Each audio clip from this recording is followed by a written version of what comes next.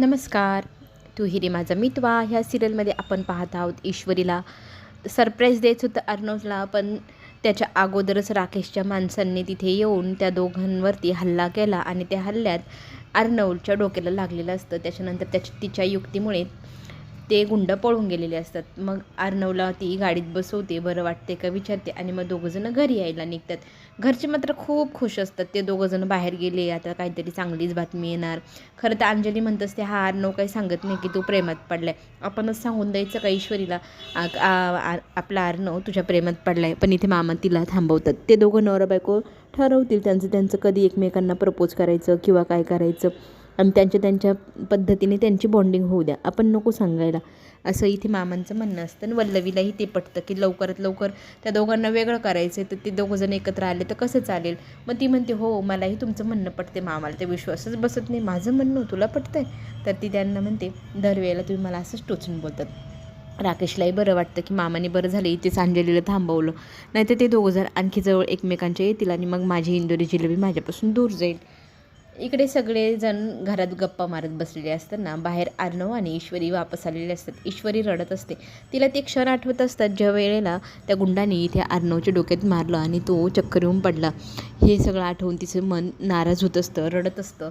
पण इथे अर्णव तिला म्हणू लागतो की आता तू रडू नको, स्वतःला सावर, आतमध्ये जाऊन कुणाला काहीही सांगायचं नाही आहे, आपल्या दोघांमध्येच ही गोष्ट ठेवायची. हे सगळं कारस्थान नक्कीच राकेशचं असणार, हे मला माहिती आहे. ईश्वरी म्हणते, आपण का गप्प बसायचं, पण तो म्हणतो नाही, घरातले सगळेजण खूप खुश आहे, त्यांना आपण अशी काही बातमी सांगितली तर त्यांना हे वाईट वाटेल ना.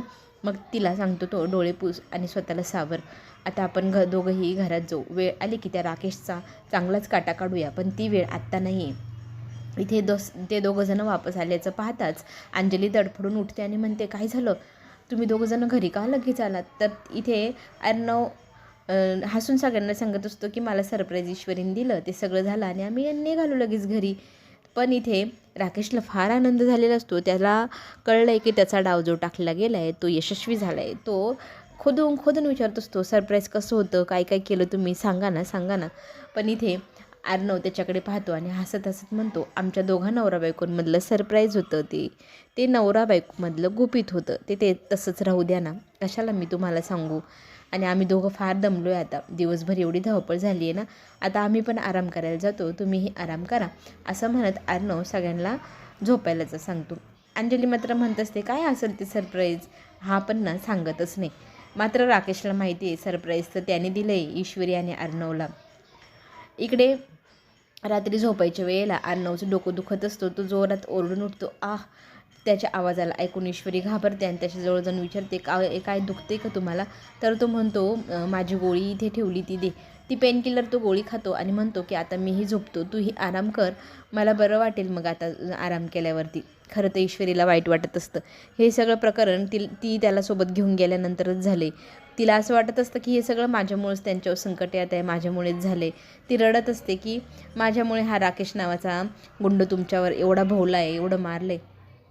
तर तो तिला समजत असतो, तू ना असा विचार करू नको, तुझ्यामुळे काहीही झालेलं नाही आणि तू स्वतःला कोसू पण घेऊन नको, आता तू पण झोप, आराम कर आणि मलाही करू दे, असं म्हणत तो झोपतो. आणि ईश्वरी मात्र आता गणूबाप्पाजवळ जाऊन हात जोडून विचार करू लागते, गणूबाप्पा, आईच्या तोंडून तू तसा मला बरोबर निरोप पाठवलेला होता की काहीतरी संकट येणार आहे, आईला घाबरायलाच होत होतं, बाहेर जाऊ नका म्हणत होती, पण मी ऐकलं नाही, आगाऊपणा केला, त्याच्यामुळेच ही बला आमच्या दोघांवरती आली आणि अर्णव सरांना एवढी मोठी दुखापत माझ्यामुळे झाली, जीव जाता जाता वाचला त्यांचा, असं तिला वाटू लागतं. आणि ती गणूबाप्पाला सॉरी म्हणू लागते की तू दिलेले संकेत मी समजून घेतले नाही. आणि तितक्यातच नम्रताचा कॉल येतो की तुम्ही दोघं हॉटेलला का गेले नाही, मॅनेजरचा फोन आला होता. तर ती सांगू लागते की तिकडे आम्ही निघालो, रस्त्याने काय काय झालं सगळी डिटेल नम्रताला सांगत असते. इकडे खरं तर वल्लवीलाही वाईट वाटत असतं की तिने एवढे 2 प्लॅन केले, इजा गेला बिजा गेला, आता तिचा प्लॅन हा काही फेल गेला नाही पाहिजे असं तिला वाटत असतं. 2 प्लॅन तिचे फेल गेले जवळजवळ. आता तिसरा प्लॅन ती असा टाकणार आहे की पूर्ण शिर्के कुटुंब आणि सुप्रियाचं देसाई कुटुंब हे ह्याच्यात होरपळून निघणार. सुप्रियाचा खरा चेहरा अर्णव समोर येणार आणि अर्णव तिचा तिरस्कार करणार आणि ईश्वरीला घराबाहेर काढणार. हे सत्य आहे आणि हेच मी ते घडवून आणणार. याच्यासाठीच तर ती आता प्रयत्न करणार आणि पुन्हा एकदा तिसरा प्लॅन यशस्वी होईलच असंच करणार. सगळ्यांच्या नजरेस तो फोटो पडेल असा ठेवणार आहे ती. ह्या गोष्टीचा तिला खूप आनंद होत असतो. इकडे मात्र अर्णव सकाळी सकाळी झोपेतून उठतो आणि ईश्वरी त्याच्यासाठी कॉफी नाश्ता घेऊन आलेली असते आणि त्याला ती सांगते, काल तुम्ही माझा पूर्ण दिवस इतका स्पेशल केला, मग मी आज ठरवलं आहे आज तुम्हाला काहीही करू देणार नाही. तुमच्यासाठी सगळे कामं मीच करणार. आणि मग ती त्याच्यासाठी नाश्ता आणि कॉफी घेऊन आलेली असते. तर तो म्हणतो, तू कशाला त्रास करून घेत आहे. पण ती म्हणते, आपण फ्रेंड्स आहोत ना, फ्रेंड्स एकमेकांसाठी एवढे सगळं करू शकता ना. तर तो म्हणतो, हो नक्कीच. मग तो कॉफी घेतो आणि पित असतो आणि ईश्वरी त्याच्याकडे पाहत पाहत म्हणत असते, हे का बरं पुढे जात नाही आहे. फक्त फ्रेंड्सच राहणार आहोत का आपण. एक पाऊल पुढे जायला पाहिजे. यांनी पण मला काहीतरी मनातलं सांगायला हवं. इथे ईश्वरी आणि अर्णवमध्ये गप्पा चालू असतात. अर्णव म्हणतो, मित्रमैत्रीण म्हणून आपण एकमेकांची काळजी घेणं हे तर साहजिकच आहे आणि तू तर माझी जबाबदारी, मी तुला म्हटलो ना फ्रेंड म्हणून मी तुला नेहमी आनंदी ठेवल. आणि आंघोळीला तो गेलेला असतो. इथे ईश्वरी विचार करत असते, असे फ्रेंड्स म्हणून आपण किती दिवस एकत्र राहणार.